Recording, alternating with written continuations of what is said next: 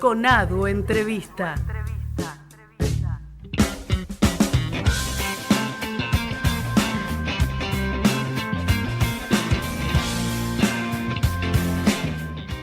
Bueno, muy bien, vamos a recibir ahora aquí en Conadu al frente a Maristela Svampa. ¿Cómo estás, Maristela? Bienvenida.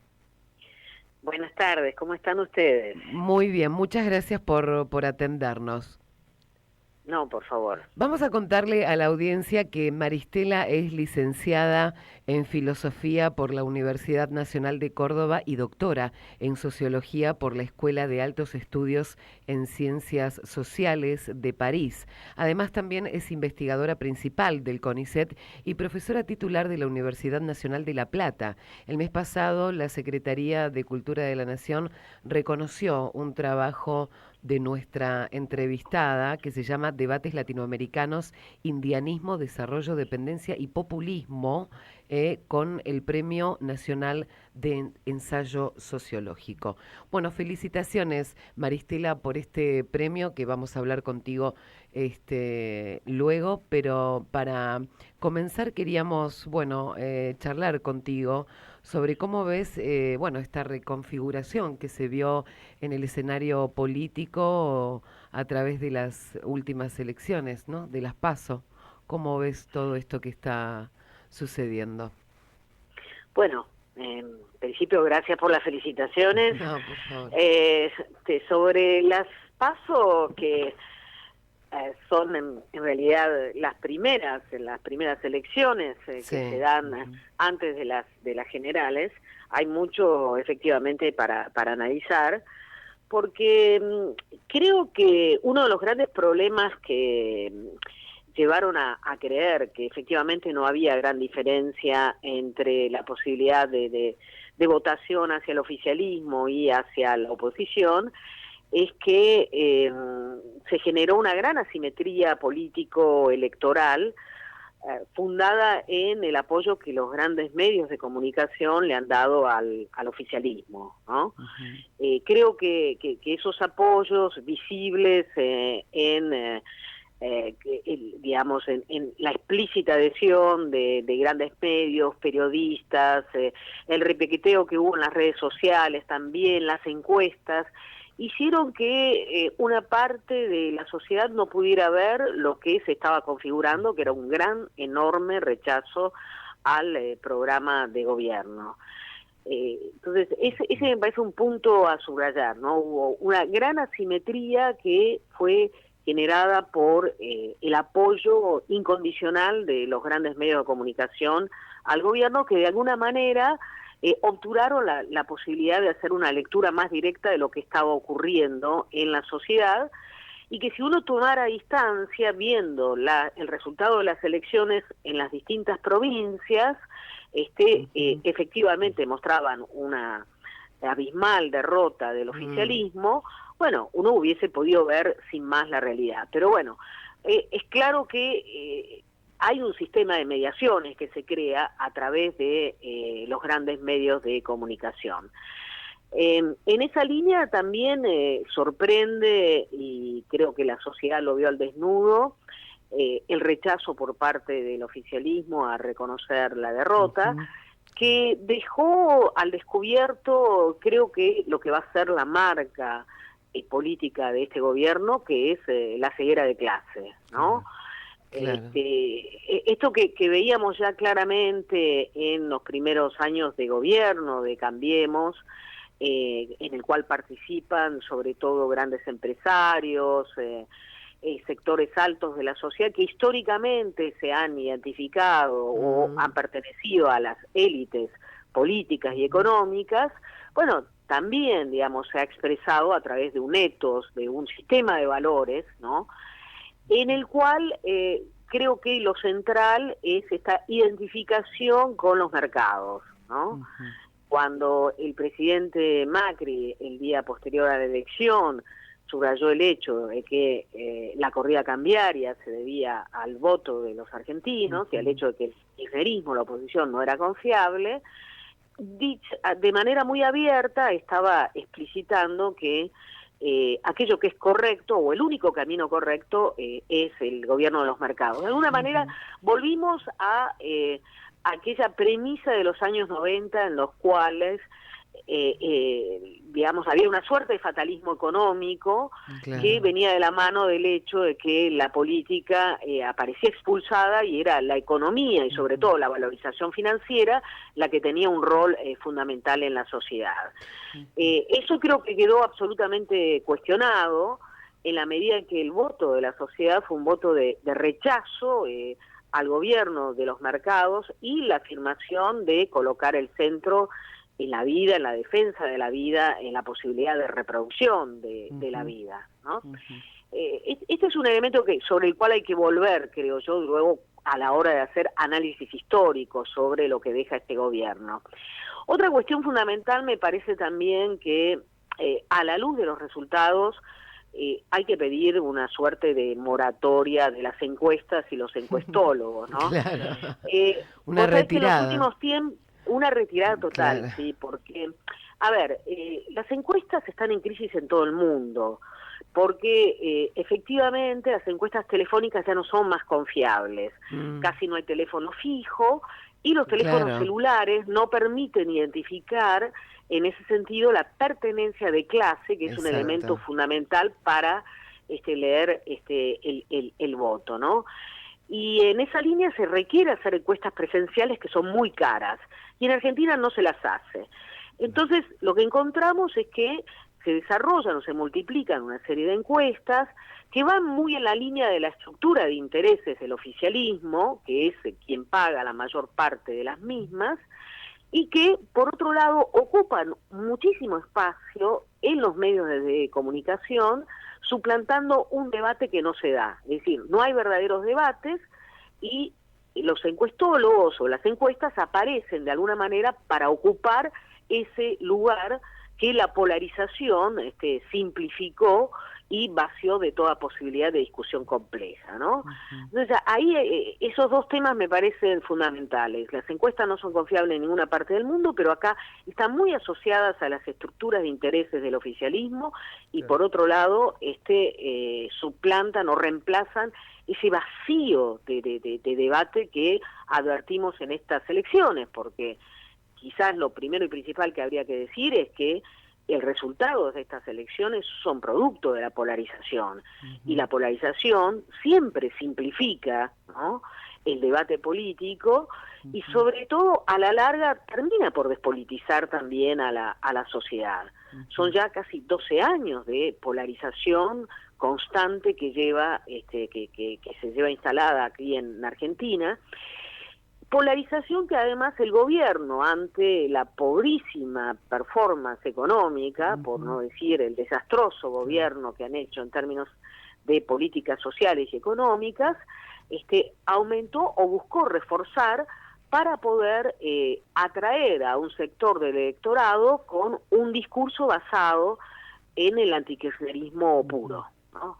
Sin ninguna propuesta, sino simplemente la desacreditación del adversario, caracterizado como populismo irresponsable, venganza, la asociación con la venganza y con la huida del mundo, ¿no? Bueno, todos esos tópicos ante esa realidad que aparecía enmascarada por la gran asimetría mediática, generaron un efecto boomerang, ¿no? Que castigaron al propio gobierno y no a la oposición. ¿Qué tal, Maristela? Pablo Macía, ¿no? Escuchaba atentamente tu análisis y, bueno, te quería consultar esto último, ¿no?, que planteabas, que tiene que ver con la polarización. Bueno, vos sos muy reconocida por haber estudiado los movimientos populares, sociales, de diversas características, pero desde abajo, digamos, ¿no? Digo, ¿cómo ves este otro tipo de movimientos que se expresaron este sábado, que tienen que ver un poco, ¿no?, también con esta polarización, ¿no? ¿No te llama la atención que frente a un gobierno que, como nos llama a todos, ¿no?, que evidentemente no ha impulsado políticas en favor no solamente de los sectores más humildes ni populares, sino también prácticamente tampoco lo hizo en favor de los sectores medios, aún así tenga todavía un apoyo relativamente importante en la sociedad? Sí, efectivamente, es una muy buena pregunta porque es un gran misterio cómo ha sobrevivido con tanto apoyo este gobierno, que ha sido uno de los peores en la historia argentina. Y efectivamente es la polarización la que explica la adhesión incondicional de sectores que rechazan de manera visceral al kirchnerismo, identificándolo con el autoritarismo, y tomando o creyéndose la encarnación o la ilustración de una suerte de republicanismo, que es algo que viene desde 2008, pero que se acentuó en los últimos años del gobierno de Cristina Kirchner, ¿no? El gobierno que, o esos últimos años que se caracterizaron por una fuerte concentración del poder en manos de Cristina Kirchner. Ahí tenía su sentido, pero al día de hoy eso carece absolutamente de sentido. Y sobre todo lo que ilustra es la vacuidad del programa de Cambiemos y de las adhesiones, ¿no? Por ejemplo, a mí me llamó la atención que hace unas 3 semanas 150 intelectuales, o más que intelectuales, académicos reconocidos, varios de ellos provenientes del progresismo alfonsinista, adhirieron a la candidatura de Macri.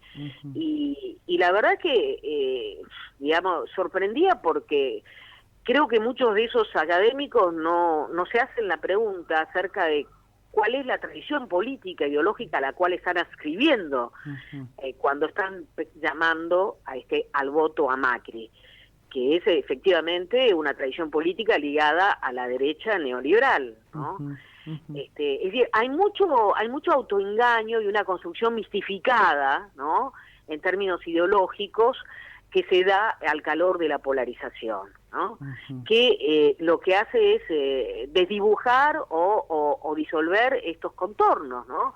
El hecho de que se está apostando a un gobierno que es de alguna manera una actualización en el siglo XXI de un gobierno neoliberal, y que además en términos de gobierno neoliberal ha fracasado, ¿no? A diferencia del gobierno menemista, que logró un cierto éxito, sobre todo consolidando una estabilidad económica financiera de la mano de la convertibilidad, este gobierno ni siquiera pudo asegurar ese tipo de estabilidad, ¿no? Sí, digamos, coincidimos mucho, siempre damos estos debates, ¿no?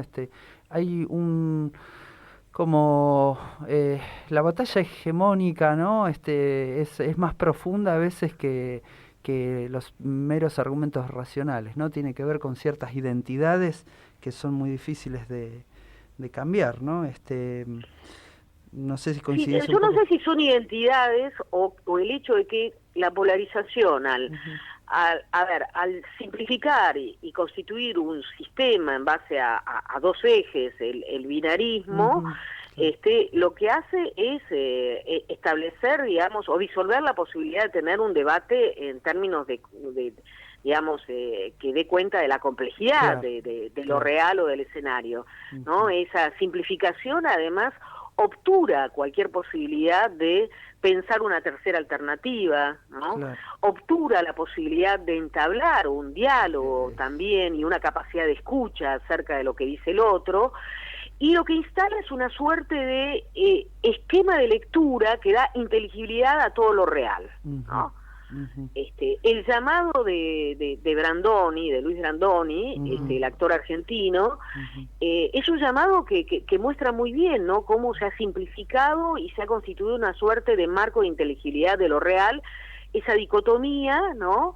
Esa polarización en la cual todo es blanco o negro, es república o autoritarismo. Yo creo que eso generó un clima muy tóxico, y de hecho asistimos a las elecciones presidenciales más vacías, digamos, o Claro. de un debate real acerca de las alternativas, ¿no? Y acerca también de los complejos caminos que se abren al calor de esta crisis. Inclusive si examinamos el polo opositor del lado del Frente de Todos, ciertamente se ha logrado un gran éxito al poder articular tal heterogeneidad de sectores, pero al mismo tiempo cuesta ver qué es lo que tienen en común más allá del rechazo al programa neoliberal, ¿no? Que sintetiza Macri. Sí, sí, claramente. Sí, está bueno esto. El odio, la polarización, lo que hacen es obturar el debate y los matices y la diversidad, ¿no? En ese marco te quería consultar qué opinabas brevemente también, pero digo, con respecto a procesos que se dan también en otros países, ¿no? Como un poco lo de Bolsonaro, y más que nada teniendo en cuenta, bueno, que vos analizaste las problemáticas y los movimientos socioambientales, ¿no? Y digo, la consecuencia de lo que hacen las políticas como las que lleva adelante Bolsonaro en lo que está sucediendo hoy por hoy, que es una crisis civilizatoria prácticamente, que es todo el tema del Amazonas, ¿no? Bueno, ahí hay dos cosas para decir. La primera de ellas es, en todo caso, señalar que el gobierno de Bolsonaro encarna otro tipo de derecha, que no es la derecha neoliberal que actualizada podemos reconocer en el gobierno de Macri o en el de Duque de Colombia, ¿no? El Bolsonaro es algo novedoso, que encarna una derecha radical autoritaria, ¿no? Con tintes fascistas, explícitamente fascistas, que se vinculan mucho más a las derechas xenófobas, negacionistas que encontramos en Europa y en Estados Unidos. Es decir, por supuesto, es mucho más parecido a Trump y a Salvini que al propio Macri o al propio Duque en Colombia, que es la ladura del uribismo, ¿no? En esa línea, sobre todo, además detrás de Bolsonaro, lo que hay es un ataque a la expansión de los derechos de las mujeres, de los derechos de las minorías raciales, de los derechos a la diversidad sexual y de los derechos o las doctrinas garantistas vinculadas a los sectores populares. Ahí hay un entramado muy siniestro, ¿no?, que recorre todas nuestras sociedades, pero que en el caso de Brasil y en el marco de una fuerte polarización también encontró ventanas de oportunidad a partir de las cuales expresarse políticamente, electoralmente, ¿no? Eso por un lado, porque me parece interesante subrayar y no confundir los tipos de derecha que hoy configuran el nuevo giro que se ha dado en América Latina, entre la actualización de una derecha neoliberal, ¿no?, que sobre todo sigue apelando a la meritocracia, y por otro lado una derecha radical autoritaria que cuestiona la meritocracia y sobre todo, digamos, vehicula un populismo de derecha, ¿no?, avalando a esas mayorías silenciosas que supuestamente apoyan estas políticas. Pero bueno, eso por un lado. Por otro lado, efectivamente, lo que está sucediendo hoy en día en el en la zona de la Amazonía y en varios lugares de América del Sur, está muy ligado a la expansión del neoextractivismo en todas sus variantes, la expansión de la frontera agraria a través de la soja, de la agricultura, de la ganadería intensiva también. Estos incendios no son algo nuevo, se han dado durante varios años, en los últimos tiempos, marcan a las claras esta tendencia a la deforestación y a la destrucción de los ecosistemas, pero con el caso de Bolsonaro también ha encontrado, digamos, un punto de exacerbación, un punto límite, que tiene que ver con el hecho de que Bolsonaro promueve abiertamente la destrucción de la Amazonía en función de un modelo de desarrollo insustentable, ¿no? Entonces, los incendios siempre han sido, ha habido quemas llamadas quemas controladas, que nunca son del todo controladas, pero que en el caso... Claro, pero que en el caso de lo que sucede en Brasil han sido intencionales, avaladas, promovidas por ese discurso destructivo que promueve Bolsonaro.